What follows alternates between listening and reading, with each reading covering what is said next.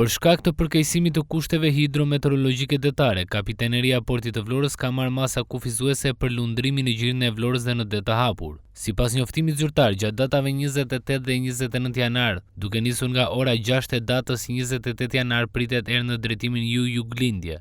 Sipas njoftimit zyrtar, gjatë datave 28 dhe 29 janar, duke nisur nga ora 6 e mëngjesit, pritet erë në drejtimin juglindje, me një shpejtësi 15 deri në 25 metra për sekonde, dallgëzim nga 1.5 deri në 2.5 metra. Në këto kushte është ndalur pajisja me leje nisje për mjetet e vogla lundruese dhe ato të peshkimit, si për lundim brenda gjirit të Vlorës ashtu edhe në det të hapur. Ndalimi do të jetë në fuqi nga ora 6 e mëngjesit e datës 28 janar deri në orën 6 të datës 29 janar 2026. Kapitaneria u bën thirrje të gjithë subjekteve dhe institucioneve që ushtrojnë veprimtari në fushën e detarisë të marrin masa parandaluese duke siguruar mjete në port dhe duke rritur gatishmërinë e ekuipazheve për të shmangur çdo situatë të papritur. Ndërkohë anijet e transportit ndërkombëtar detar do të vijojnë operimin normalisht sipas destinacioneve përkatëse. Sipas parashikimeve, përmirësimi i situatës hidrometeorologjike për mjetet e vogla lundruese dhe ato të peshkimit pritet pas orës 6 të datës 29 janar 2026.